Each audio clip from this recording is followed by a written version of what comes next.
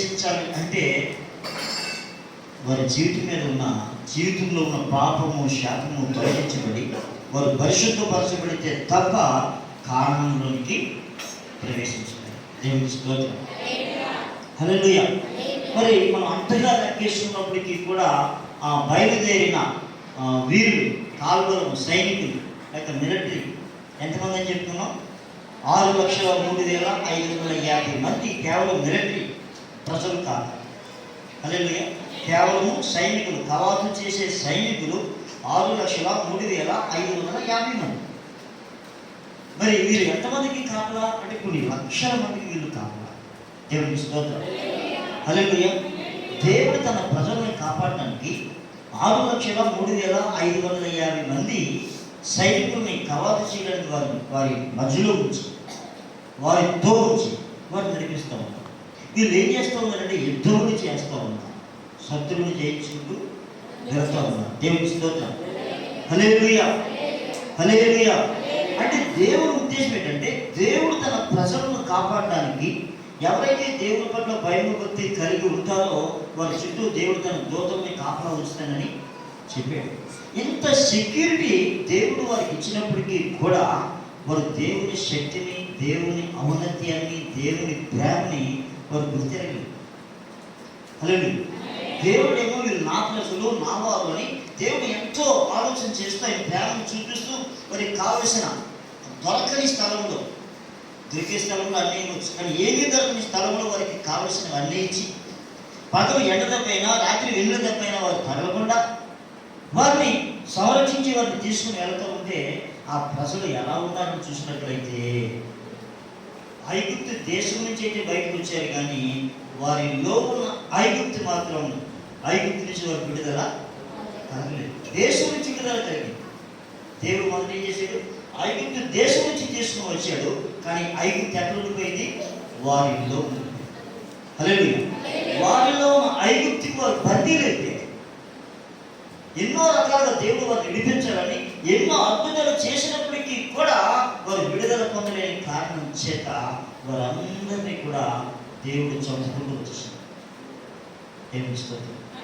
ఎంతమంది మిగిలిన చివరికి అంటే బయలుదేరిన 6,03,550 మందిలో ఇద్దరు మాత్రమే గమ్యానికి చేరేది, కానీ మిగిలిన వారందరూ కూడా రాలిపోయారు. దేవుని స్తోత్రం. సైనికులను పడిన వారందరూ కూడా రాలిపోయారు. ఆ విస్తృతమైన జనాంగము రాలిపోయారు. అందులో ఉన్న వారు ఏమయ్యారు? రాలిపోయారు. పెద్దలు రాలిపోయినట్లుగా 40 సంవత్సరాలు. మరి బయలుదేరిన ఈ సైనికులు మిగిలిన వాళ్ళు ఎంతమంది? ఇద్దరే. యెహోషువ, కాలేబు. ఇంకా ఎవరు మిగిలేరు అని చూసినట్లయితే 20 సంవత్సరములు వచ్చిన వారు. 20 సంవత్సరాలు పైబడిన వాళ్ళందరూ అయిపోయారు. అలాగే ఇప్పుడు 20 సంవత్సరాలు వచ్చిన వాళ్ళందరూ అక్కడ ఉన్నారు. ఈ 20 సంవత్సరాలు నిండిన వాళ్ళందరికీ కూడా దేవుడు సమ్మతి చేయించిన తరువాత మాత్రమే వారిని గమ్యంలోనికి ప్రవేశపెట్టాడు. దేవునికి స్తోత్రం. అదిగో కారణం అనగా వీళ్ళందరూ కూడా ఏం పొందాల్సి వచ్చింది? సమ్మతి పొందాల్సి వచ్చింది. దేవునికి స్తోత్రం కలుగుతుంది. హల్లెలూయా. ఈ సమ్మతి అనేది ఆచరించిన తర్వాత మాత్రమే వారు ఎక్కడికి వెళ్ళారు? అనుకున్న చోటుకి వెళ్ళారు. దేవునికి స్తోత్రం. హల్లెలూయా. వీరి ప్రయాణంలో పిల్లలు చేయలేదు, కానీ వీరి పితరులందరూ కూడా ఏమైపోయారు? రాలిపోయారు. ఆనాడు ఈనాడు దేవుడు ఒకేలా చేస్తాడు. పిలువబడిన వారు అనేకులు, ఏర్పరచబడిన వారు మాత్రం 10 మంది. మనం ఎలా ఉండాలని దేవుడు కోరుతున్నాడంటే ఏర్పరచబడిన వారుగా ఉండాలి. హల్లెలూయా. పిలువబడిన వారిగా, ఏర్పాటు చేయబడిన వారుగా. హల్లెలూయా. అనేకులు పిలువబడ్డ ఏ శరీరం కూడా దేవుని ఎదుట అతిశయించకుండా ఉండడానికి అందరినీ పిలుచుకున్నాడు, కానీ ఏర్పాటు చేసుకున్న వారు మాత్రము 10 మంది. ఎందుకు 10 మంది అని మనం చూసినట్లయితే ఎవరైతే ఆయన మాట విని ఆయన మాట ప్రకారంగా జీవించడానికి ఇష్టపడతారో వారికి మాత్రమే ఆయన గమ్యాన్ని ఏర్పాటు చేశారు. దేవునికి స్తోత్రం. కనుక ఈ ప్రయాణం జరిగేటప్పుడు జరిగే పరిస్థితులను మనం చూసినట్లయితే కొన్నిసార్లు త్రోవ తప్పిపోయే పరిస్థితి. ఏం తప్పిపోయే పరిస్థితి? ఒకసారి చూద్దాం అనుకున్న సాక్ష్యం చెప్పింది. వారి సొంత శర్వారు, కానీ దారి ఏమైంది? శర్వరం ఎక్కడ? బొమ్మకి దాటితే శర్వరం. ఎప్పటి నుంచి? చిన్నప్పటి నుంచి శర్వరం వెళ్తుంది, వస్తుంది. ఎంతసేపు వచ్చారేమో ఇంచుమించు 9 గంటల నుంచి రెండు రాత్రి 9 గంటల నుంచి 1:02 వరకు నడిచేది. ఎంతకి ఎక్కడుంది? బొమ్మైందిలో బయలుదేరిన శరవరంలోని అయితే గంటలు వెళ్ళిపోవచ్చు నడిచి. అలాగే బొమ్మాయి నుంచి శరవరం వెళ్తే గంటలు నడిచి, కానీ 2 గంటల వరకు అలాగే ఏమైనా త్రోవ తప్పిపోయింది. పెద్ద త్రోవ తప్పిపోవడం అనేది సిటీయే. అలాగే అరణ్యమా ఎక్కడికి వెళ్తారో తెలియని పరిస్థితి. దేవునికి స్తోత్రం. గంటలో వెళ్ళిపోవచ్చు, బస్సు ఉన్నా లేకపోయినా గంటలో వెళ్ళిపోవచ్చు. నడిచి వెళ్తే నడుస్తూ ఉన్నారు, కానీ గమ్యానికి మాత్రం చేరలేదు. ఎక్కడో ఏదో స్వరం నిలబడితే దాన్ని బట్టి మాత్రమే వారు గమ్యాన్ని చేరగలిగారు. దేవునికి స్తోత్రం కలుగుతారు. హల్లెలూయా. మరి పక్కన ఒక గంట ప్రయాణం చేసే ఊరిని, ఆ లైటింగ్లు కనబడుతున్న ఊరినే మనం చేరలేనప్పుడు ఎక్కడ ఐగుప్తు, ఎక్కడ కానాను? హల్లెలూయా. ఈ ఐగుప్తు నుంచి కానానికి వెళ్ళాలంటే అదంతా కూడా ఎడారి. అరణ్యం అంటే చెట్లు పుట్లు అవి కాదు, ఎడారి. ఎక్కడ నీళ్ళు చల్లదనములు. దేవునికి స్తోత్రం కలుగుతుంది. ఈ ఎడారిలో వారి ప్రయాణం 8 కిలోమీటర్లు నడిచిన ఎడారి. హల్లెలూయా. ఎక్కడైనా వారికి నీళ్లు దొరికేది మహా ఆనందం. హల్లెలూయా. అక్కడ ఉండేది ఏమైనా ఉంటే క్రూర మృగాలు మాత్రమే ఉంటాయి. అటువంటి సమయంలో దేనికి వారి బలి కాకుండా పగలు మేఘస్తంభం ఉందా అంటే వారికి ఏం తగలకూడదు? ప్రజలకి ఎండ తగలకూడదు. రాత్రి అగ్ని స్తంభం ఉందా? ఎక్కడ ఉండకూడదు? వారు చీకటిలో ఉండకూడదు. దేవునికి స్తోత్రం. పగలు రాత్రి కూడా దేవుడు అన్ని చేస్తున్నాడు, కాపాడుతున్నాడు. ఇశ్రాయేలుని కాపాడువాడు కునికడు, నిద్రపోడు. దేవునికి స్తోత్రం. ఆ విధంగా దేవుడు వారిని కాపాడుతున్నప్పటికీ కూడా వారి ప్రయాణం ఎన్ని రోజులు పట్టింది? 40 సంవత్సరాలు. కానీ మిగిలిన రోజులు మాత్రం చాలా లక్షల మందిలో ఎదురు మాత్రమే మిగిలారు, యవనస్తులైన పిల్లలు తప్ప. దేవునికి స్తోత్రం. హల్లెలూయా. కొన్నిసార్లు ఇక్కడే కదా అనిపిస్తుంది. ఏమనిపిస్తుంది? యేసు ప్రభువు కూడా తన శిష్యులతో బయలుదేరి అక్కడికి వెళ్దామంటే అందరూ కూడా గమనంగా పడదెక్కారు. వీళ్ళు ముందు వెళ్ళిపోతూ ఉన్నారు. జస్ట్ కొద్ది నిమిషాలు అయితే గమ్యాన్ని చేరుకుంటారు. కానీ ఈ లోపల గాలి తుఫాను, భయంకరమైన పరిస్థితి. దేవునికి స్తోత్రం. ఇంకా మేము చేరలేము గమ్యానికి అని చెప్పి వారు అలసిపోయి వారు ప్రాణం కొట్టుకుంటూ ఉన్నాయట. వారు ఆకాశంలోకి ఎక్కుతూ పాతాళంలో దిగుతూ ఉన్నారు అంటే. హల్లెలూయా. ఇంకా మా పని అయిపోయింది, మాకు నిరీక్షణ లేదనే పరిస్థితి వచ్చేసింది. నిజానికి ఎంతసేపు ప్రయాణం? మహా అయితే గంటలు 2 గంటలు. కానీ అది వారి జీవితంలో నెరవేరలేదు. దేవునికి స్తోత్రం. కారణం ఏ మనుషుని జీవితం ఎప్పుడు ఎలా మలుపు తిరుగుతుందో మనకు తెలియదు. హల్లెలూయా. క్రైస్తవ జీవితం కూడా ఇది అనేకమైన మలుపులతో కూడింది, అనేకమైన మలుపులతో కూడింది. హల్లెలూయా. అపోస్తలుడైన పౌలు అంటాడు, మాకు చాలాసార్లు ఆపదలు వచ్చేయండి. ఎలాంటి ఆపదలు అంటే కపట సహోదరుల వలన ఆపదలు అంటాడు. హల్లెలూయా. సముద్రంలో ఆపదలు, కపట సహోదరుల వలన ఆపదలు, ప్రజలతో ఎన్నోసార్లు దెబ్బలు తినే పరిస్థితి. హల్లెలూయా. హల్లెలూయా. ఎవరి పౌలు రే అంటే ఆగిపోయేవారు. కానీ ఎప్పుడైతే ఆయన పౌలుగా మారాడో ఆయన జీవితంలో అన్ని ఆటంకాలే. నమ్మిన వాళ్ళు అందరూ కూడా ఏం చేస్తున్నారు? విడిచి వెళ్ళిపోయే పరిస్థితి. దేవునికి స్తోత్రం కలుగుతుంది. హల్లెలూయా. హల్లెలూయా. ఎందుకంటే ఈ ఆత్మీయ జీవితంలో మన ప్రయాణంలో అందరూ మనతో ఉంటారనేది కష్టం. హల్లెలూయా. కొన్నిసార్లు మన ప్రయాణం రకరకాలుగా అయిపోతూ ఉంటుంది. ఈ యాత్రికుల ప్రయాణం సినిమా తీశారు. షాన్ బెనియన్. ఈ యాత్రికుల ప్రయాణంలో ఒక సన్నివేశం మనం చూస్తూ ఉంటే వెళ్తూ ఉంటాడు. సువార్థికులు మార్పు చూపిస్తూ ఉంటాడు. కొత్త వరకు వెళ్ళిన తర్వాత అక్కడ ఒక పేరు కనబడుతుంది, ధర్మకార్యాల పూర్వం. అదే వీరు వెంటనే ఎక్కడికి వెళ్ళిపోతూ ఉంటారంటే ధర్మకార్యాల పురానికి వెళ్ళిపోతూ ఉంటారు. ఏమిటి ధర్మకార్యాల పురం అంటే మన ఆత్మీయత ముందుకు కొనసాగుతూ ఉన్నప్పుడు కొందరు మహానుభావులు ఎదురవుతారు. వీళ్ళు ఏం చెప్తారంటే మరీ అంత ప్రతి పనికిరాదు, మనం ఎవరికి సహాయం చేస్తే చాలు, దేవుడు మనల్ని చూస్తాడు. నలుగురికి దాన ధర్మాలు చేసి నలుగురు ఆదుకుని 4 ఆకలి తీరిస్తే చాలు, ఇంకేమి దాన్ని మించింది ఇంకేమి లేదు. హల్లెలూయా. ఈ మాటలు వినడానికి చాలా బాగుంటాయి. అలా త్రావ తప్పిపోయిన కూడా ఉన్నారు. దేవునికి స్తోత్రం కలుగుతాయి. కొన్నిసార్లు మాయసంత, ఈ సంత వీళ్ళు మాయసంతలోకి వెళ్ళిపోతారు. ఈ మాయ సంత శబ్దాలు ఎలా ఉంటాయంటే చాలా వినసొంపుగా ఉంటాయి. అక్కడికి వెళ్ళిన తర్వాత తెలుస్తుంది మాయ. అలాగే క్రైస్తవులు కూడా ఎలా ఉన్నారు ఇప్పుడు? మాయ సంత కలిగిన క్రైస్తవులు. దేవునికి స్తోత్రం. హల్లెలూయా. అందరూ క్రైస్తవులు కాదు, అందరూ కూడా ఏముంది? క్రైస్తవ లోకంలో కూడా మాయ సంతానిగా ఉంటారు. దేవునికి స్తోత్రం. హల్లెలూయా.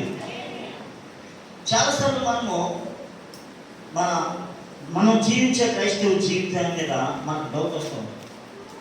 ఏమొస్తూ ఉంటుంది? ఎలాంటి డౌట్ అని చూస్తే ఆ మాట మనం చదివితే మత్తయి సువార్త 7:13 ఒకసారి 7:13 ఇరుకు ద్వారమును ప్రవేశించి నాశనమునకు పోవు ద్వారము వెడల్పును ఆ దారి విశాలమునై ఉన్నది, దాని ద్వారా ప్రవేశించేవారు అనేకులు. జీవమునకు పోవు ద్వారము ఇరుకును ఆ దారి సంకుచితమై ఉన్నది, దాన్ని కనుగొని వారు. హల్లెలూయా. ఇరుకు ద్వారం ఎలా ఉంది? ఇరుకు ద్వారం ఎలా ఉంది? ఏమా సంకుచితం, డౌట్గా ఉంది. అందరూ విశాల మార్గంలో వెళ్తా ఉన్నారు, అందరూ వెళ్ళే మార్గంలో మనం వెళ్ళాలి, కానీ ఈ మార్గం ఏమిటో అన్నట్టుగా ఉంది. దేవునికి స్తోత్రం కలుగును. హల్లెలూయా. అనేకమైన సంఘాలు ఉన్నాయి, అందులో ఒకటి చిన్న సంఘం కాదు. ఇది స్పెషల్.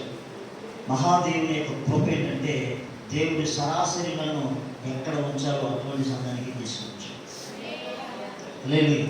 ఇవన్నీ కాదు, మిమ్మల్ని కూడా. హల్లెలూయా. ఈరోజు ఒక దైవజనుడు మాట్లాడుతూ ఒక విషయం మాట్లాడాడు. ఆయన అంటే నాకు చాలా రెస్పెక్ట్ ఉండేది. ఆ రెస్పెక్ట్ అంతా కూడా త్రుటిలో పోయిందన్నమాట. ఇలాంటి నన్ను నేను గౌరవించాను. దేవుడి స్తోత్రం. ఏమిటో అని అడిగితే ఆయన చెప్పే మాట ఏంటంటే, ఒక వ్యక్తి పరిశుద్ధాత్మ పొందిన తర్వాత బాప్తిసం పొందుతాడని చెప్పాడు. పరిశుద్ధాత్మ పొందడం అంటే ఎట్లాగా? యేసు ప్రభువును అంగీకరించడమే పరిశుద్ధాత్మ పొందడం. తర్వాత ఏం పొందుతాడట? బాప్తిసం పొందుతాడు. అంటే మొట్టమొదట నిశ్చితార్థము, తర్వాత పెళ్లి. నిశ్చితార్థం ఏది? పరిశుద్ధాత్మ పొందడమే నిశ్చితార్థం, పెళ్ళేది బాప్తిసం పొందడమే పెళ్లి. అవునా?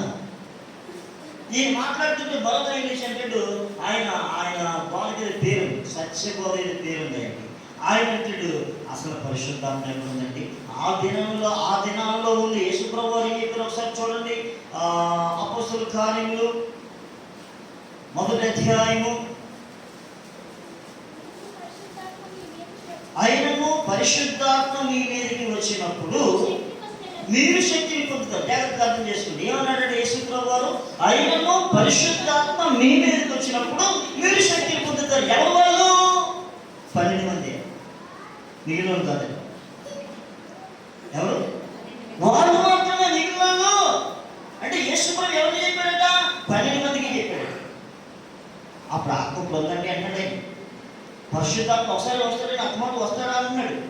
అంటే అప్పుడే పరిశుద్ధాత్మ పొందేది కదా. ఇప్పుడు పరిశుద్ధాత్మ ఒక ఆయనేమో నువ్వు ఎప్పుడైతే యేసు ప్రభువుని అంగీకరించావో పరిశుద్ధాత్మని నేను ఒప్పుకొని అంగీకరించాడు కాబట్టి పరిశుద్ధాత్మ పొందేసినట్టే.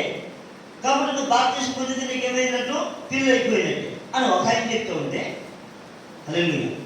మళ్ళీ అలా మాట్లాడిన ఆయనకి కార్యం ఉంటుందండి. ఈ సంవత్సరం మీటింగ్ కావాలంటే పోయిన సంవత్సరం ఆయన దగ్గర డేట్ తీసుకోవాలి. వచ్చే సంవత్సరం మీటింగ్ కావాలంటే ఒక డేట్ తీసుకోవాలి. హల్లెలూయా. ఏ అనుభవం లేదు? ఆత్మానుభవము లేదు. దేవునికి స్తోత్రం. ఆయన తప్పు అని మాట్లాడేవాడు కూడా ఏం లేదు. వాడు సత్యంగా మాట్లాడుతూ ఉన్నాడు, కానీ వాడికి కూడా జ్ఞానము లేదు. దేవునికి స్తోత్రం కలుగుతుంది. హల్లెలూయా. అయితే దేవుని వాక్యం సత్యం. హల్లెలూయా. హల్లెలూయా. కొన్నిసార్లు ప్రజలు ఏమైపోతూ ఉంటారు? ఇలాంటి మాటలు విని ఈ తప్పుడు సహవాసంలో ఎగిరిపోతుంటారు. అదే మాయ సంత. పరిశుద్ధాత్మ పొందలేని వాళ్ళందరికీ ఎలా ఉంటుంది? నిజమే, ఆ దినాలలో పరిశుద్ధాత్మ ఉండేది, ఇప్పుడు లేదు. ఇది కరెక్ట్ అన్నట్టుగా ఉంది. అలాగే మొన్న ఇంటికి వెళ్ళాను. అయ్యా మీరు పరిశుద్ధాత్మ పొందేరని అడిగాను ఆయన. అప్పుడు ముస్లిమ్స్ మమ్మల్ని అవుతున్నాయి అంటాడు. మేమైతే పొందేమనుకుంటున్నామండి, మేమైతే పొందామని అనుకుంటున్నామండి. కాకపోతే భాష ఒకటే రాలేదు, కానీ మేము పొందేమనుకున్నామండి. ఆయన పోలీసు అంట. వెంటనే ఆయన కుమార్తె అంటది ఆమెకి ఒక దైవజనుని పెళ్లి చేశారట. వాళ్ళ అత్తగారు ఆమె పరిశుద్ధాత్మ పొందలేదు, బయట పెట్టిందట. తర్వాత ఆమె అంటది కదా, పరిశుద్ధాత్మ పొందితే కేకలు వేయాలా, పరిశుద్ధాత్మ పొంది గించులాడాలా, అలా చేస్తేనే పరిశుద్ధాత్మ పొందినట్ట. హల్లెలూయా. అలా చెప్పలేదు కదా బైబిల్. యేసు ప్రభువు వారు నీళ్ళలోంచి బయటకు వచ్చిన ఆయన పరిశుద్ధాత్మ పొందింది కాబట్టి మేము కూడా బాప్తిసం తీసుకునే వెంటనే ఏం పొందేశాము? పరిశుద్ధాత్మ పొందేశాం. హల్లెలూయా. చాలా మంచిదమ్మా. మరి యేసు ప్రభువు వారు ఎందుకని మీరు పైకి శక్తి పొందే వరకు పట్టణంలో నిలిచి ఉండండి అని చెప్పాడు? వారు బాప్తిసం పొందలేదా అని అడిగాడు. అలా చూస్తాం కనుక మనకు తెలిసిందే సత్యం అనుకోకుండా ఏది సత్యమో ప్రభువుని అడగండి. ప్రభు చెప్తాడు. అందుకని సొంత నిర్ణయాలు వద్దు అని చెప్పి ప్రార్థన చేసి రావడం జరిగింది. వాళ్ళని కూడా ఇంచుమించు ఒక 1500 మంది సంఘ నాయకుల దగ్గరికి వెళ్తా ఉన్నారు. దేవుని స్తోత్రం. హల్లెలూయా, హల్లెలూయా. ఎందుకు వాక్యం మాట్లాడిన దైవజనులు కూడా ఆయన ఇస్తే కొన్ని వేల మంది వాక్యం వినడానికి వస్తూ ఉంటారు. చాలా చక్కగా మాట్లాడతారు. దేవుని స్తోత్రం. కానీ ఏ అనుభవం లేదు, పరిశుద్ధాత్మ అనుభవము లేదు. దేవుని స్తోత్రం కలిగిన గాక. హల్లెలూయా. మరి అంత పెద్ద సంఘ నాయకుడు బోధించినప్పుడు చిన్న చిన్న సంఘం ఏమనుకుంటారు? మా పుట్టి భాషలు ఎప్పుడు పరిశుద్ధాత్మలు భాషలు మాట్లాడతాడు. ఎంత పెద్దోళ్ళకే లేనప్పుడు మనకెందుకని కొన్నిసార్లు అలా జారిపోయే పరిస్థితి. దాన్ని ఏమన్నాడంటే ఏర్పరచబడిన వారిని సైతము సాతాను మోసగిస్తాడు. దేవునికి స్తోత్రం కలిగింది. కనుక ఈ మాయ సంఘంలో కూడా మనం ఏం చేయకూడదు? పడకూడదు. ధర్మకార్యాలు పూర్వకి కూడా మనము వెళ్ళకూడదు. దేవునికి స్తోత్రం. హల్లెలూయా. ఏది ధర్మమో, ఏది చేయాలో, ఏది చేయకూడదో దేవుడు మనందరికీ కూడా చక్కగా పరిశుద్ధాత్మ ద్వారా మనకి బోధిస్తూ ఉన్నాడు. దేవునికి స్తోత్రం. హల్లెలూయా, హల్లెలూయా. ధర్మకార్యాలు ఎట్లా ఉంటుందో మీకు సింపుల్గా చెప్తాను. కొన్నిసార్లు కొన్ని కార్యాలు ఎలా జరుగుతాయో. పరిశుద్ధాత్ముడు ఒక సత్య సంఘంలో నుంచి ప్రజలను ఎలా తప్పిస్తాడో చిన్న కార్యం చెప్తాను. భోజనాలు జరుగుతూ ఉంటాయి. పాస్టర్ గారు ఏం చేశాడంటే ఆయన అందరినీ భోజనాన్ని పిలిచేసాడు. ఆయన ఉద్దేశం ఏంటంటే అందులో అయితే మనకి ఏంటి, వస్తే భోజనం చేస్తే ఎవరో ఒక రక్షణ పొందకపోతారా, ఎవరో ఒక దేవుని ప్రేమ తెలుసుకోపోతారా అని పిలిచాడు. ఈ ఊహించిన దానికంటే జనం కొంచెం ఎక్కువ వచ్చింది. అప్పుడు పాస్టర్ గారు అంటే ఏం చేసిందంటే సాంబార్ అయిపోతా ఉంది, అబ్బాయి అర్జెంట్గా నీళ్లు మరగబెట్టి ఆ పప్పులో కలుపుకుంటారు. మనం చేస్తుంటాం కదా. అలాగే నీళ్లు మరగబెట్టి పప్పులో కలిపి పప్పు ఏదైనా ఏర్పడు. అలాగే లేదు అనుకున్నా. అలాగే అప్పుడు ఒక ఆయన అలా చూసి, ఏమంటే అంత భోజనం పెట్టడం ఎందుకంటే అలా చేయటం, ఎందుకంటే పిల్లలు నువ్వు అందక పక్కన అయ్యాను. పాస్టర్ ఏమన్నాడు? నువ్వు అందక పక్కన అయ్యాను. ఆయన కోపం చేసినాడు. భోజనం పెట్టడం శాతమన్నాడు, అడిగితే నన్ను పక్కన ఉన్నాడు అని చెప్పి ఆయన గుడిమాన్ చేసి అలా అవుతాడు. నువ్వు ఆ గుడికి వెళ్తే బాగుంటాడు. ఇప్పుడు ఎందుకు గుడి మానేశాడు? ఎందుకు మానేశాడు? ఎవరికి లేదు మానేశాడు. హల్లెలూయా. ఎందుకు మాట్లాడడానికి కారణం ఏంటి? ఆ సమయంలో పాస్టర్ గారు మాట్లాడడానికి ఖాళీ లేదు, మీరు అందరితో పక్కన ఉండండి, ఇది చూడండి అని చెప్పాడు. కార్యం చూడండి అంతే. అంటే సలహాలు మాత్రం ఇక్కడ వద్దు. దైవజనుడికి సలహాలు ఏంటి? దైవజనుడు ఆత్మహత్య నడిపించుకున్నప్పుడు దేవుని స్తోత్రం.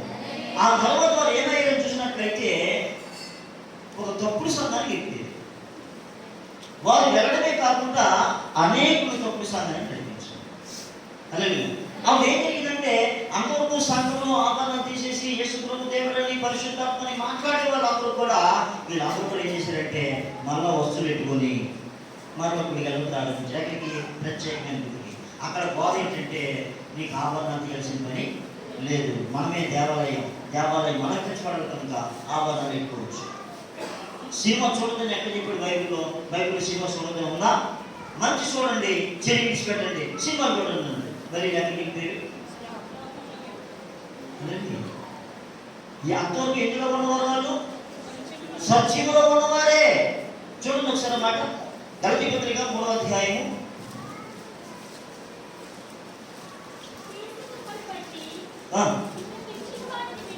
3వ అధ్యాయం అన్నాను. ఓ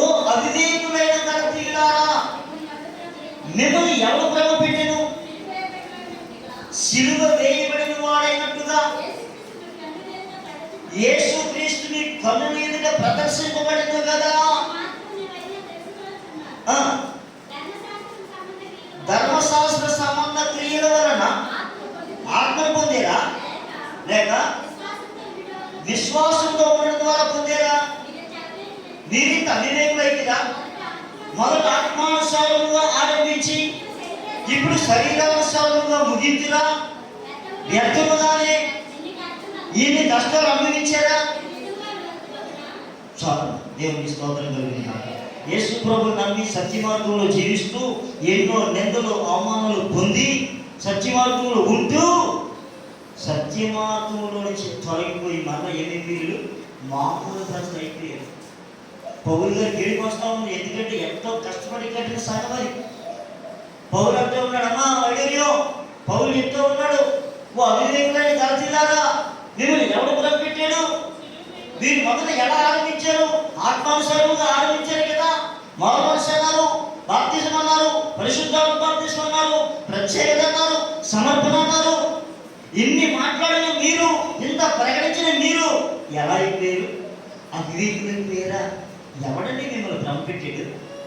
దేవునికి స్తోత్రం కలిగిన హల్లెలూయా. ఇదే విషయాన్ని మొదటి అధ్యాయం 6వ వచనంలో కూడా ఒక మాట ఉంటుంది. క్రీస్తు కృపను బట్టి మిమ్మల్ని పిలిచిన వారిని విడిచి భిన్నమైన సువార్త తట్టు మీరు త్వరగా తిరిగిపోవడం చూడగా నాకు ఆశ్చర్యమవుతుంది. దేవుని స్తోత్రం కలుగుతుంది. ఎవరు కట్టిన సంఘం ఇది? అపోస్తలుడైన పౌలు గారు కట్టిన సంఘం. క్రీస్తు కృపను బట్టి మిమ్మల్ని పిలిచిన వారిని విడిచి భిన్నమైన సువార్త తట్టు మీరు ఇంత త్వరగా తిరిగిపోవడం చూడగా. ఎలాంటి సువార్త తట్టు? హల్లెలూయా. ఎక్కడున్నవారు మొట్టమొదటి వాళ్ళు? క్రీస్తు కృపను బట్టి పిలువబడి సత్య సంఘములో ప్రతిష్ఠింపబడిన వీళ్ళు ఏ సువార్త దగ్గర? భిన్నమైన సువార్త, లోకానుసారమైన వార్తలే. దేవునికి స్తోత్రం. హల్లెలూయా. బాధాకర విషయం ఏంటంటే, ఒక వ్యక్తి ఆత్మీయ జీవితంలో ఎదగాలి అని కోరుకున్నాడు. దేవునికి స్తోత్రం. ఫర్ ఎగ్జాంపుల్, ఈ చిన్న సంఘంలో మీరు ఉన్నారు, నీకు వాక్యం సరిపోవట్లేదు, నీకు వాక్యం సరిపోవట్లేదు. అప్పుడు మీరు ఎక్కడికి వెళ్ళాలి అంటే, ఎంతకంటే బాగా పోతే సంఘానికి వెళ్తే అది మంచిదే. హల్లెలూయా, హల్లెలూయా. అలా కాకుండా లోలో వెళ్తే చాలా మంది ఆత్మీయ జీవితాన్ని నాశనం చేసుకోవడం గల కారణం ఏంటంటే వారి సొంత చింత, అంటే వారి ఎదుగుదల తెలియదు. హల్లెలూయా. ఈ లోకమే కనపడతాం. ఈ క్రైస్తవ జీవిత ప్రయాణంలో ఉన్న ఇదొక ఆటంకం. హల్లెలూయా. ఎదగడమా దిగడమా చాలా మంది తెలియదు. ఎక్కడమా దిగడమా తెలియట్లేదు.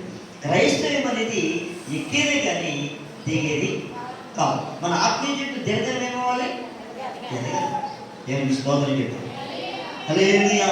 అంటే ఈ ప్రయాణం కూడా ఏమవుతుంది? కొన్నిసార్లు తప్పుడు మనుషులు వచ్చి తప్పుడు బోధలు బోధించి మన దిన్నదే కూడా, మన దిన్నదానినే అది తప్పు అని నిరూపించేంత శక్తి సాతాను.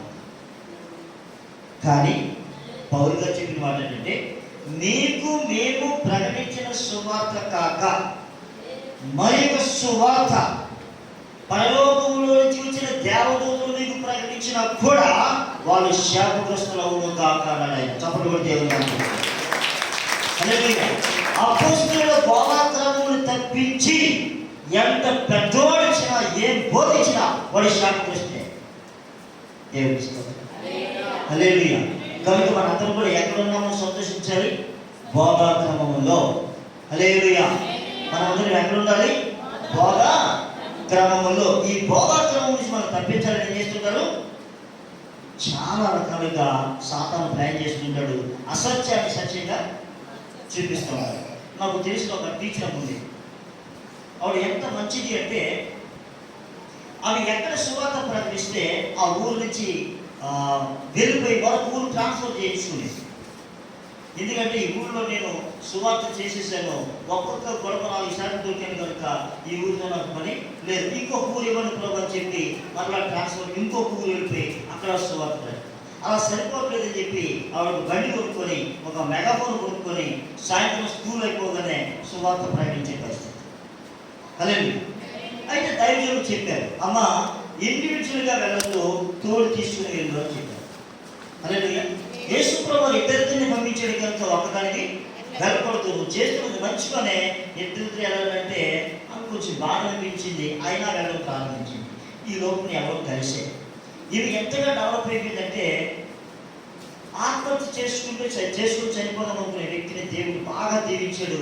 నెలకు ఇంచుమించు ఆమెకి ఆమె బిడ్డకి కూడా ₹1,00,000 ఆదాయం ఇచ్చే పరిస్థితి వస్తుంది. అంత చాలా మటుకు దేవుడికి ఖర్చు పెట్టింది, చాలా మటుకు దేవుడికి.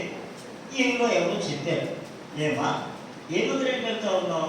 నేను చిన్నమంది మందిరానికి వెళ్తా ఉన్నానండి. చిన్నమంద అంటే మీ మందిరంలో వస్తువులు ఇచ్చుకున్నా ఉంచండి.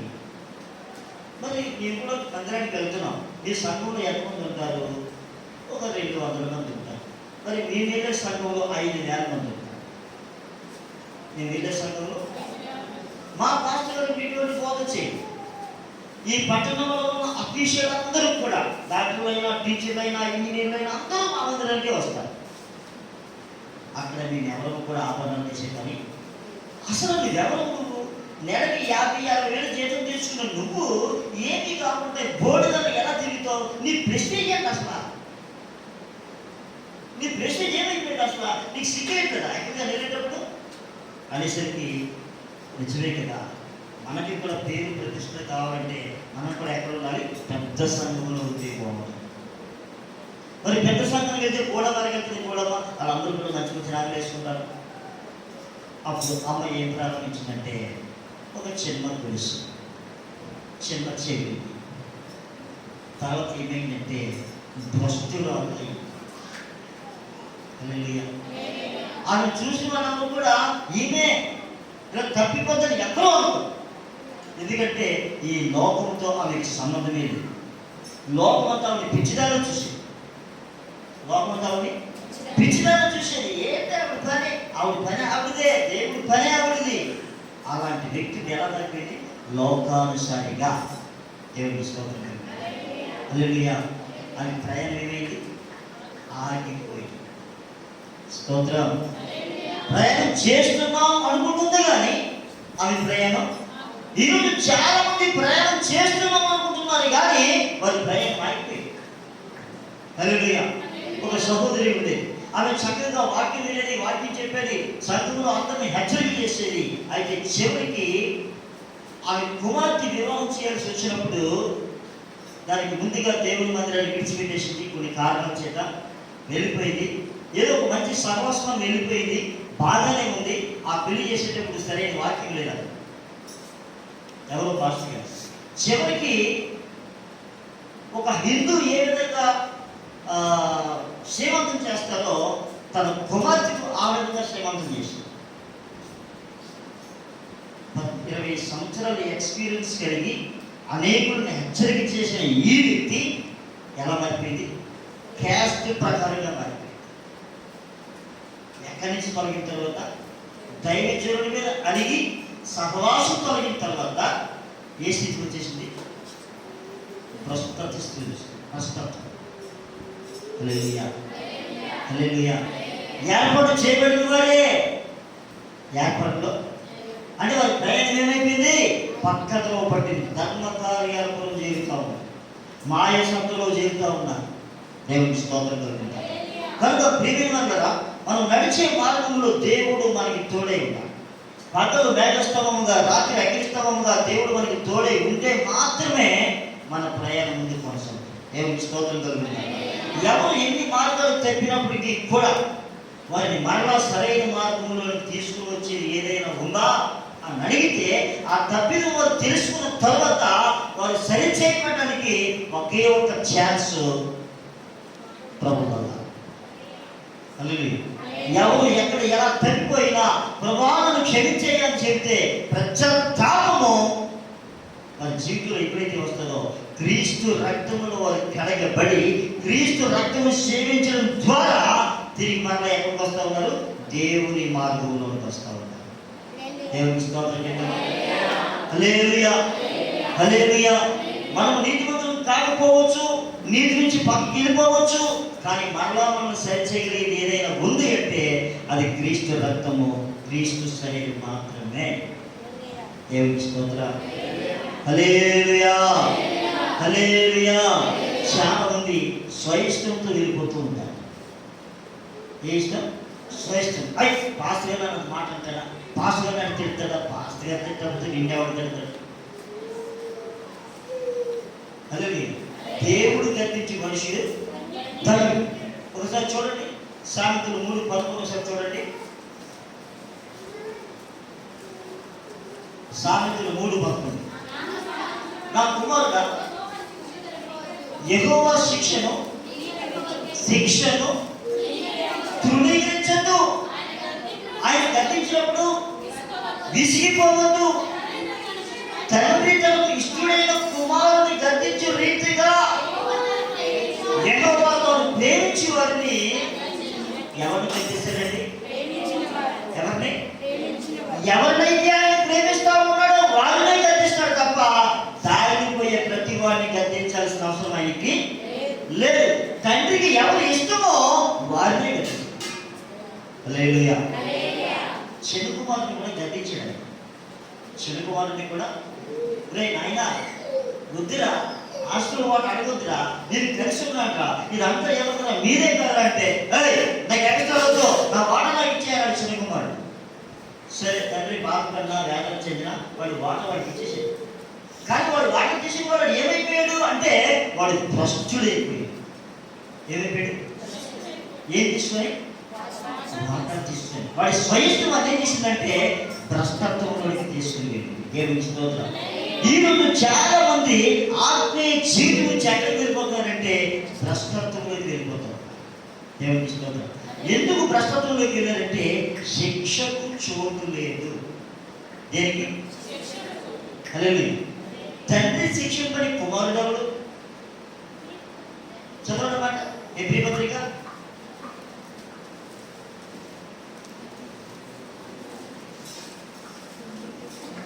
10. కుమారులైన వారందరూ శిక్షలో పాలు పొందుచున్నారు. మీరు పొందని ఎడల దుర్భిక్షులంటే దౌర్భాగ్యులే కానీ కుమారులుగా. దేవుడి స్తోత్రం. కుమారులైన ప్రతి వారు కూడా తండ్రి ఏం చేస్తాడు? శిక్షిస్తాడు. ఎందుకంటే కుమారుడు నాశనం కావడం తండ్రికి, కుమార్తె నాశనం కావడం తండ్రికి ఎంత మాత్రం ఇష్టం ఉండదా? ఏ తల్లిదండ్రులైనా తమ పిల్లలు నాశనం అయిపోవడం ఇష్టం ఉండదా?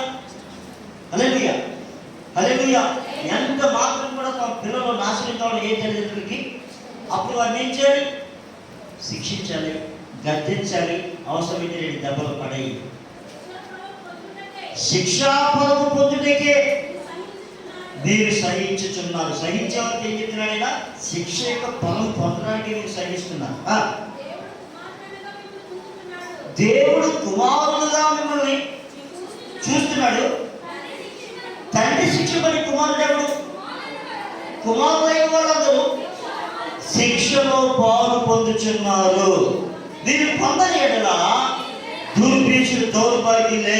దేవుని స్తోత్రం కలుగుతుంది. మీరు చాలా మంది ఏం ఇష్టపడుతున్నది? శిక్షకి, తిట్లు తినడానికి, దెబ్బలు తినడానికి, గద్దెంపుకి ఇష్టపడటం లేదు. నన్ను అలగట్టడా పాస్టర్ గారు, అసలు నేను హీరోయిన్ని, అసలు నేను లేకపోతే సంగమేమైపోతాయి. ఏమి అవ్వదు. నేను అనేవారు బయటకు పోతే సంఘం ఆశీర్వాదంగా ఉంటుంది. ఈ నేను అనేవారు ఉన్నంత కాలం సంఘం బాగుంటుంది. హల్లెలూయా. నేను ఏమైనానో దేవుని కృప వల్ల అయినాను. సంఘంలో ఉండబట్టికే కదా నాకు విలువ ఉంది. దేవుడు నమ్ముకోబట్టికే కదా నాకు విలువ ఉంది. దేవుడే లేకపోతే నేను ఏమైపోతున్నావు? స్తోత్రం. ఈరోజు నా విలువ కారణం ఎవరు? దేవుడే. దేవుడే లేకపోతే ఏమైపోతున్నావు? ఈరోజు మన విలువ కారణం ఎవరు? దేవుడే. హల్లెలూయా, హల్లెలూయా. దేవుడే లేకపోతే చాలా మంది ఎవరికి దూరం అయిపోతూ ఉన్నారు? దేవుడికి దూరం అయిపోతూ ఉన్నారు. ఎక్కడికి వెళ్ళవలసిన వారు ఎక్కడికి వెళ్తూ ఉన్నారు? హైకి వెళ్ళవలసిన వారు లోకి వెళ్తూ ఉన్నారు. దేవుని స్తోత్రం. కానీ మనం ఎక్కడికి వెళ్ళాలి? హైకి వెళ్ళాలి. మరి లోకి వెళ్ళిపోయిన వారిని చూసి ఏం చేయాలి? బాధపడాలి. అయ్యో జాలి పడింది తప్ప ఇంకా అంతకంటే చేసేది లేదు. ఎందుకంటే వారి నాశనాన్ని వారే కోరుకుంటున్నారు. దేవుని స్తోత్రం. హల్లెలూయా. తర్వాత వారు మారు మనసు పొందే అవకాశం మాత్రం మరలా వస్తుందని గ్యారెంటీగా బైబిల్లో లేదు. ఎందుకంటే యాసోను ఆ తర్వాత మారు మనసు పొందే అవకాశం దొరకక విసర్జింపబడినో. ఏమయ్యాడట? విసర్జింపబడినో. దేవుని స్తోత్రం. హల్లెలూయా. హల్లెలూయా. దేవుడికి ఎవరు కావాలి? విసర్జింపబడేవారు దేవునికి అక్కర్లేదు. హల్లెలూయా. దేవుని ప్రేమలో కాచుతూ ఉండేవారు కావాలి. దేవుని శిక్షకు లోబడేవారు కావాలి. దేవుని కొరకు జీవించేవారు, దేవుని కొరకు చచ్చేవారు కావాలి. గట్టిగా స్తోత్రం. హల్లెలూయా. హల్లెలూయా. ఇక్కడ చాలా మంది యవనస్తులు ఉన్నారు, కానీ ఒక్కడో ఉపయోగపడతారు. హల్లెలూయా. ఎందుకు? ఎవరు ముందుగా వచ్చి గడపలేసి సౌండ్ సిస్టమ్ చూసుకోవాలి? ఎవరు వస్తుంది? ఎప్పుడు వచ్చేది? వాళ్ళకి ఇష్టం వస్తుంది. వీళ్ళు నాకెందుకు? వీళ్ళు దేవుడికి ఎందుకు? హల్లెలూయా. అంటే దేవుడు నేను ఆయనతో ఉపయోగపడే పాత్రగా ఎంచుకుంటాడు, కానీ ఆ విలువ మనం గుర్తెరగండి. స్తోత్రం. ఏమండి? ఈ పండుగ దినాన్ని ఆ ట్యాగ్ ఉండి మా మొత్తం సౌండ్ సిస్టమ్ పెట్టి ఎంత ఆర్పాటంగా జరగాలండి. అదే ఇది పండుగ దినం కదా. హల్లెలూయా. హల్లెలూయా. ఎన్ని గంటలు మనం ప్రార్థన అనుకున్నాం? ఎన్ని గంటలకు వచ్చాం? 12:30 నుంచి 12:35 నుంచి 1 గంట వరకు ఇక్కడ ఆరాధన జరిగింది. 5 భాషల ఆరాధన. తర్వాత ప్రార్థన జరిగింది. ఎందుకంటే దేవుని కృపను వేడుకోవాలి. ప్రభా, తప్పిపోయిన నా జీవితంలో మరలా సరి చేసుకోవడానికి ఒక బల్ల ఏర్పాటు చేశారు ప్రభా. ఇది దిద్దుబాటు బల్ల అని ఆయన సన్నిధిలో ఉన్నాడు. దేవునికి స్తోత్రం. పాల్ప్రసాద్ చెప్పాడు, పాస్టర్ నేను 3 గంటలకు వెళ్ళిపోవాలండి అని. ఎన్ని గంటలకి? 4 కూడా వచ్చేసిందట. మధ్యలో తీసుకుని వెళ్ళిపోవడానికి కూడా వచ్చాయి. ఏ అర్థం అక్కడ డ్యూటీకి వెళ్ళాలంటే నేను అన్నాను, ఇది గవర్నమెంట్ ఉద్యోగం ఏం కాదు, ఎలా ఊడిపోయేది లేదు. కొన్ని సంవత్సరాలుగా ఒకటి పని చేస్తూ ఉన్నాం. ఈరోజు నాకు దాంట్లో లేట్ అవుతుంది. అలా చెప్పలేకపోతే, ఆ విలువలు లేకపోతే ఇక వెతుకు.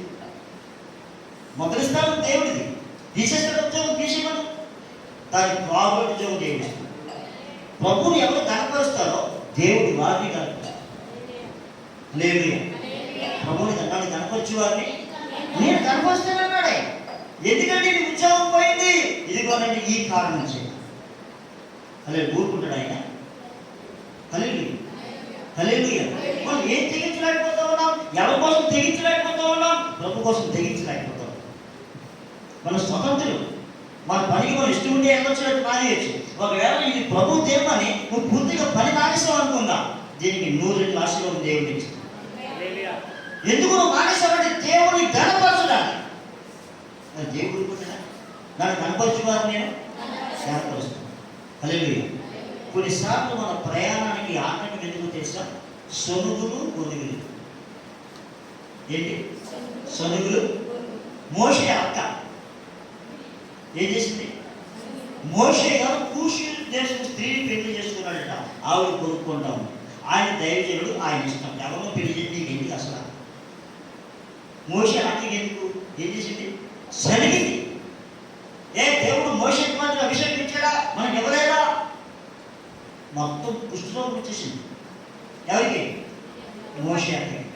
కుష్ఠరోగం వస్తే ప్రయాణం కుదురుతుందా? కుదురుతుందా? కుదరదు. ఎందుకంటే సమాజంలో కన్నాం కావు. మోషే బోరు ఏడుస్తూ ఉన్నాడు.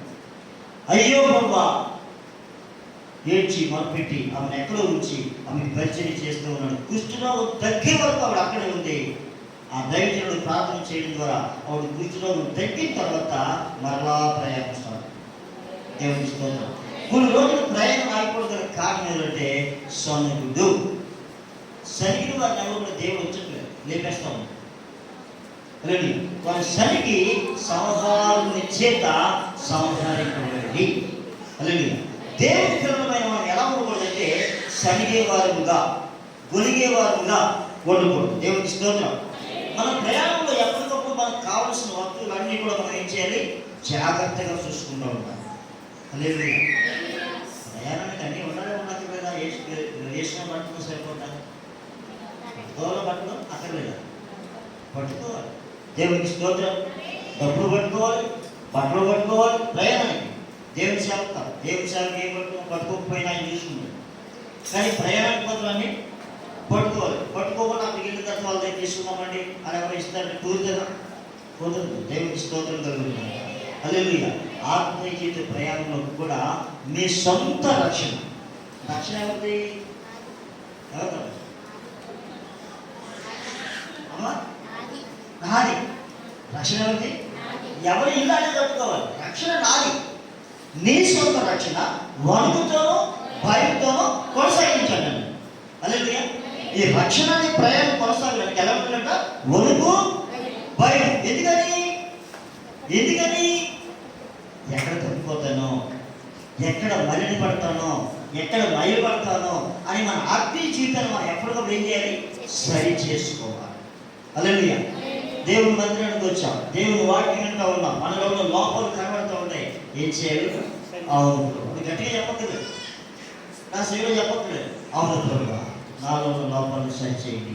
ఎక్కడి నుంచి నేను ఏం చేస్తాను? సరి చేస్తున్నాను. చాలు. నీలో ప్రత్యాతాపం కలగడమే ఇంపార్టెంట్. దేవుని స్తోత్రం. హల్లెలూయా. కనుక మన ఆత్మీయ జీవితంలో మనం సరి చేసేది, మన ప్రయాణం ఎలా ఉందో మనకి తెలియజేసేది ప్రభువుల దగ్గరికి వచ్చిన వాళ్ళందరూ కూడా ఏం చేయాలి? తమ్మును తాము పరీక్ష చేసుకోవాలి. మన ఆత్మీయ జీవితం మొదట ఉన్నట్టుగా ఉందా, మధ్యలో ఎక్కడైనా దెబ్బతిన్నామా? చూడండి ఒకసారి ప్రకటన గ్రంథం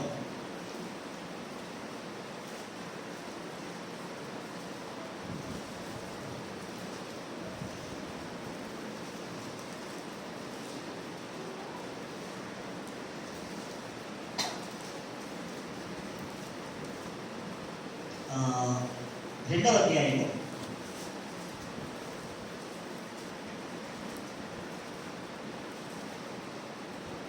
1 నుంచి ఎఫెసులో ఉన్న సంఘపు దూతకు ఎలాగూ రాయి 7 నక్షత్రములను తాము కుడి చేత పట్టుకొని 7 దీపస్తంభముల మధ్య సంచరించేవాడు చెప్పు సంగతులు ఏమనగా, నీ క్రియలను, నీ కష్టమును, నీ సహనమును నేను ఎరుగుదును. నీవు దుష్టులను సహింపలేదనియు, అపోస్తలులు కాకయే తాము అపోస్తలులను చెప్పుకుని వారిని పరీక్షించి వారి అబద్ధికులని నీవు కనుగొంటువనియు, నీవు సహనము కలిగి నా నామము నిమిత్తము భారము భరించి అలయలేదనియు నేను ఎరుగుదును.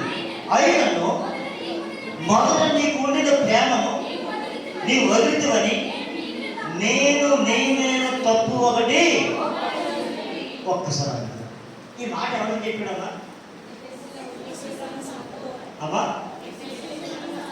ఎఫెసులో ఉన్న సంఘపు ఎవరైనా పాస్టర్ గారు. హల్లెలూయా. 7 సంఘాలు ఉన్నాయి ఆసియాలో. ఆసియాలో ఉన్న 7 సంఘాలలో ఎఫెసు సంఘము. ఈ ఉత్తరము నేను అనుకున్నాను సంఘానికి అనుకున్నా, కానీ దేవుడు నాకు కళ్ళు తెరిచి, ఒరే బాబు, సంఘము తర్వాత మొదట నువ్వు చూడు అన్నాడు. సంఘం చూడు ఎవరు? దైవజనుడు. నక్షత్రం ఎవరు? దైవజనుడు. హల్లెలూయా. ఆ దైవజనుడు చెప్పినాడు ఆయన. ఏం చెప్పాడమ్మా? నీ సహనమును, నీ క్రియలను, నీ కష్టమును, నీ సహనమును అన్ని తెలిసాడు ఆయనకి. ఎంత ప్రయాసపడ్డావో, ఏం చేసావో, ఎంత సువార్త స్వామి నాకు తెలుసు. అయినా నీ మీద తప్పు మోపాలి. మొదట నీకుండిన ప్రేమను నువ్వు వదులుతావని అమ్మా ఏం మోపుతున్నాడు దేవుడు ధైర్యం మీద? తప్పు ఏంటి తప్పు? మొదట నీకున్న ప్రేమ ఇప్పుడు ఉందా? అంటే ఎవరు స్టార్ట్ చేసే దేవుడు ముందు? ధైర్యం. మొదట నీకున్న ప్రేమ ఇప్పుడు ఉందా? నువ్వు అపోసలు కాని వారిని, అపోసలు చెప్పుకునే వారిని, కప్పుడు సంఘాలు అందరినీ తిడతా ఉన్నావు. ఓకే, దాన్ని నేను కూడా ఒప్పుకున్నా. నువ్వు అన్ని విషయాల్లో కరెక్ట్గా ఉన్నావు. అయితే మొదట నీకున్న ప్రేమ ఉందా? ఒకవేళ ప్రేమ లేకపోతే మరొకటి మారుమనసుకుందు, లేకపోతే నిన్ను అక్కడి నుంచి తీసేస్తాను అంటాడు. అంటే ఇప్పుడు ధైర్యం రేంజర్ సరి చేసుకోవాలి లేదా? ఇప్పుడు ధైర్యం సరిగా నష్టం ఎవరికి? ఎవరి సంఘం? దేవుడి సంఘం. ఆయన రక్తంతో కూడుకునే సంఘం. దైవజనుడు సరిగా లేకపోతే రక్తంతో కూడుకున్న సంఘానికి అవమానం. దైవజనుడు నమ్మి దేవుడి సంఘాన్ని అప్పగిస్తే సంఘానికి ఎలా చెప్పాలి? దైవజనుడు దేవుడు ఎలా చెప్పమన్నాడో అలాగే చెప్పాలి. అంటే ఇందులో ఇంకేం లేదు, సొంత ఇష్టాలు లేవు. అయ్యో వాళ్ళు బాధపడతారేమో, అయ్యో వాళ్ళు ఇబ్బంది పడతారేమో, అయ్యో వాళ్ళు కుదరలేమో. అదే అంటే ఇప్పుడు దైవజనుడికి ఎలా ఉండకూడదు? మొహమాటం ఉండకూడదు. ఒకవేళ మొహమాట తుప్పు లేకపో అంటే ఆయన ఏం చేస్తాడు? నువ్వు ఉండడానికి ఖరాబుగా ఇక్కడ ఇల్లు పక్కకి ఆయన సౌలు తీసినట్టుగా ధైర్యం తీసేసి ఇంకొకటి తీసుకొచ్చి పెడతాడు. దేవుడు తీసుకోవచ్చు. ఇప్పుడు ఇది నేను చదివినప్పుడు నేను కొన్ని విషయాలు జ్ఞాపకం చేసుకున్నప్పుడు నాకు చాలా మోసం వచ్చేసింది. ఏమొచ్చింది? నిజం చెప్తున్నాను, నాకు చాలా మోసం వచ్చింది. అదే అంటే ఏం చేయగలదంటే రిక్వెస్ట్ చేసిన అవసరం లేదు ఎవరిని కూడా. దేవుడు హల్లెలూయా. ఎవరిని నేను ఏం చేయట్లేదు, బ్రతిమలాడవలసిన అవసరం లేదు. వాక్యం ముందుకున్నట్టుగా వింటే బాగుపడుతుంది, అదే పోతాం. స్తోత్రం. అలా కాకుండా అయ్యో అనుకుంటే నన్నేమంటాడు? అయ్యో అంటాడు ఆయన. స్తోత్రం. కనుక దైవజనుడిగా నా డ్యూటీ నేను ఏం చేయాలి? జీతము ఆయన దగ్గర నుంచి, మెప్పు ఆయన దగ్గర నుంచి. హల్లెలూయా. సంఘం నుంచి, సంఘం కొన్నిసార్లు మెచ్చుకుంటుంది, కొన్నిసార్లు త్రోడేస్తుంది. హల్లెలూయా. ఇప్పుడు ఎవరికి నచ్చినట్టుగా నేను పనిచేయడం మంచిది? ఆయనకి నచ్చినట్టుగా పనిచేయడం మంచిది. దేవునికి స్తోత్రం. ఎవరు బాధపడతారు, ఎవరు బాధపడతారు? మనుషుల్ని సంతోష పెడితే దేవుడిని ఎప్పుడు కూడా మనం ఏం చేయలేం, సంతోష పెట్టలేము. గట్టిగా స్తోత్రం చెప్పాం. హల్లెలూయా, హల్లెలూయా. నేను ఒక పాస్టర్ గారు వచ్చాను నా దగ్గరికి. వచ్చిన తర్వాత నేను పాస్టర్ గారు నేను చెప్పేది ఆయన కొన్ని విషయాలు మాట్లాడుతుంది. నేను అనుకున్నాను, నువ్వు పాస్టర్ గారిగా ఉండడానికి నీకు అర్హత లేదు అని చెప్పాను. కారణం ఏంటంటే అసలు నీకు దేవుని అభిషేకమే లేదు, నువ్వు సేవ చేస్తావయ్యా. హల్లెలూయా. పరిశుద్ధాత్మ పొందకుండా ఎవరు దేవుని సేవ చేయడం అర్హుడు? అసలు పరిశుద్ధాత్మ పొందలేదు. ఎవరు చెప్పాడు నువ్వు సేవకుడు అని? ఆయన చెప్పాడు, అయ్యా ఈసారి నన్ను కూడా పిలవండి, నేను కూడా దేవుని ఆత్మ పొందాను. స్తోత్రం. అలా చెప్పి ఆయన ప్రార్థన చేసి పంపించడం జరిగింది. దేవుని స్తోత్రం కలుగుతుంది. అంటే మనం ఈ విషయంలో రాజీ పడే పనే గట్టిగా స్తోత్రం చెప్తామా? హల్లెలూయా, హల్లెలూయా. మన అందరము అన్ని విషయాల్లో పర్ఫెక్ట్ కాదు, కానీ ఏ విషయంలో తప్పిపోయామో దేవుని వాక్యం మనకి తెలియజేస్తుంది. కాబట్టి దేవుని వాక్యం వెలుగులో మనం వచ్చిన తర్వాత ఎక్కడ మనం పశ్చాత్తాపడాలి? బాధలకి. ప్రభువా, ఎంతవరకు నేను ఇలా జీవించాను, ఎంతవరకు నీ సన్నిధిలో నేను దొంగగా ఉన్నాను, ఎంతవరకు నన్ను నేను కనపరుచుకున్నాను కానీ నిన్ను నేను కనపరచలేదు ప్రభువా, నన్ను క్షమించండి. ఇక నుంచి నిన్ను కనపరిచేవాడిగా నేను ఉంటాను, నీ చిత్తమే చేస్తాను అని దైవజనుడిగా నేను చెప్పాలి. వాక్యాన్ని మీరు కూడా ఏం చెప్పాలి? నీ చిత్తమే నా జీవితంలో నెరవేరును కాక. దేవుడి స్తోత్రం. దేవుడి చిత్తము కాకుండా మనం ఎంత కాలం క్రైస్తవ జీవితాన్ని జీవించిన వైద్యం, దేవుడి చిత్తం కాకుండా మనం ఎంతకాలం క్రైస్తవ జీవితాన్ని జీవించిన ఛీ అనే బ్రతుకు మనకు ఉంటుంది. ఏమంటాడు ఆయన? ఛీ, నా నోట నుంచి నేను నిన్ను ఉండివేయని ఉద్దేశించున్నాను. ఏమిటి ఇంత బతుకు ఇంటంటే చావాలంట? ఆత్మానుసారంగా ఆరంభించి శరీరానుసారంగా ముగించుదామా? పనికి వాళ్ళ పోవతో, పనికి వాళ్ళ నిర్లక్ష్యంతో దేవుడికి దూరం అయిపోదామా? దైవజనుడు తిట్టేది త్వరగా పారిపోదామా? హల్లెలూయా, హల్లెలూయా. అలా పారిపోయే, అలా భయపడే, అలా చేపించుకునే నువ్వు సంఘానికి దూరం అయిపోవడమే మేలు. ఎందుకంటే పులిసిన పిండి కొంచుకున్న ముద్దంతా పులుసుకో. పులిసిన పిండి కొంచుకున్న ముద్దంతా పోకుండా ఉండాలంటే ఆ పులిపిండి బయటికి పోవడమే లేదు. దేవునికి స్తోత్రం. హల్లెలూయా, హల్లెలూయా, హల్లెలూయా. దేవుడి దగ్గర నిలబడే వాళ్ళు యథార్థవంతులు మాత్రమే నిలబడతారు, కానీ అందరూ నిలవలేదు. హల్లెలూయా. ఒక మాట నేను చెప్తాను. ఈరోజు దేవుని సంఘము, చిన్నమంద సంఘంలో నుంచి ఎవరైనా బయటకు వెళ్ళిపోయారంటే దానికి కారణం నేను కాదు. ఎవరికి వారే పరీక్ష చేసుకోవాలి. ఎవరికి వారే పరీక్ష చేసుకోవాలి. మనస్సాక్షి కలిగిన వాడు ఎవరైనా, స్త్రీలైనా పురుషులైనా ఏం కలిగి ఉండాలి? మనస్సాక్షి కలిగిన వారై ఉండాలి. రెండవది, దేవుని అభిషేకం కలిగిన వారు అయితే వారు ఏం చేస్తారు? పరిశీలన చేసుకుంటారు, పరీక్ష చేసుకుంటారు. ఆదాం చెప్పాడు, ఏమయ్యా ఆదామా ఎందుకు ఎలా చేసావు అడిగాడు అవ్వమ్మని. అవ్వమ్మకి ఆదాం చెప్తున్నాడు, ఇదిగో నీవు నాకు స్త్రీని ఇచ్చావు కదా, ఈ రోజునే తప్పు చేసినాడు. అవునా అవునా? ముందేమన్నాడు? ఇది నా ఎముకలో ఎముక, నా మాంసంలో మాంసము, ఇది నలుగులోంచి తీయబడింది, ఇది నాది అన్నాడు. ఇప్పుడేమంటున్నాడు? నీవు నాకు ఇచ్చిన స్త్రీ మూలంగానే నేను తప్పు. అది ఏ ఒక్క లేనోడు దొంగొట్టుకుని అన్నాడు. స్తోత్రం, హల్లెలూయా. ఆదామా, నువ్వు దిగంబరుడి అని చెప్పిన వారు ఎందుకు పారిపోయావు? ఎవరు పారిపోతారు? దేవుని ఎదురు నుంచి దిగంబరులు పారిపోతారు. హల్లెలూయా. ఎవరు దిగంబరులు? దేవుని మాట విననివారు, దేవుని మాటని పెడచెవిని పెట్టినవారు, దేవుని మాటకు వ్యతిరేకంగా చేసిన వారు, వాడు దిగంబరులు. ఆయన అడుగుతూ ఉన్నాడు, నువ్వు దిగంబరులు అని చెప్పిన వాడు ఎవడయ్యా? నేను వద్దన్న పని చేశారా? అదే వద్దన్న పని చేయడం దిగంబరత్వానికి నిదర్శనం. దేవునికి స్తోత్రం. దేవుడు వారి బట్టలు తీయలేదు, వారి మహిమను దేవుడిని తొలగించలేదు, వారే కోల్పోయారు. కారణం ఏంటంటే ఎప్పుడైతే స్వబుద్ధి లోపలికి వచ్చిందో మహిమను కోల్పోయారు. అభిషేకాన్ని మహిమతో నింపబడిన ఆకులు కట్టుకుంటాడు. అసలు ఆకులు ఎక్కడ, మహిమ. ఈ మహిమను కోల్పోయి ఆకులు కట్టుకునే దౌర్భాగ్యపడి ఎంత బాగుంది. అలాగే ఒక మంచి సంఘాన్ని విడిచిపెట్టి ఎక్కడికో వెళ్ళిపోవడం ఎంత దౌర్భాగ్యపడి. ఎక్కాల్సిన వాడు ఏమైపోతున్నాడు? ఈరోజు దిగిపోతూ ఉన్నాడు. దేవునికి స్తోత్రం చెప్పి మనం ఎక్కేవారమే కానీ దిగేవారమే కాదు. హల్లెలూయా. ఎవరు తగ్గించుకుంటారో, ఎవరు ప్రత్యేకపడతారో, ఎవరు ప్రభువుని క్షమించారో, ఎవరు దేవునికి లోబడతారో వారు దేవుడి దగ్గర క్షమాపణ పొంది బలం తీసుకుంటే వారు ఆశీర్వదించుకుంటారు. ఈ బలం నాకు వద్దు అంటే నాకు నరకం కావాలని అర్థం. హల్లెలూయా. ఈ బలం తీసుకోవడానికి ఏం కావాలి? యోగ్యమైన మంచి మనసు కావాలి. మనకు ఉండాలి. మనం ఏం చేయాలి? పరిశీలన చేసుకోవాలి. ఆలోచించకుండా బలం తీసుకుంటే బలం ఎక్కడ తీసుకున్నది?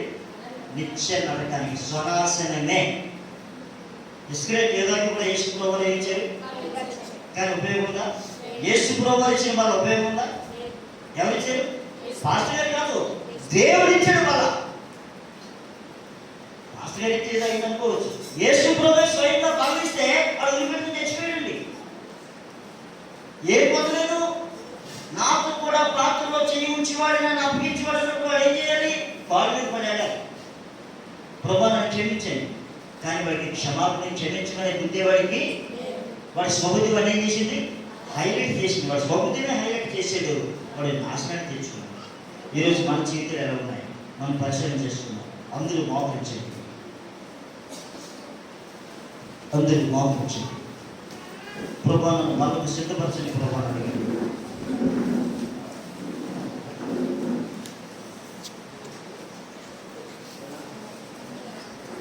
విమోచింపబడిన సంగమా, విమోచింపబడిన నీకు దేవుడు ముందు వెనుక తోడై ఉన్నాడు.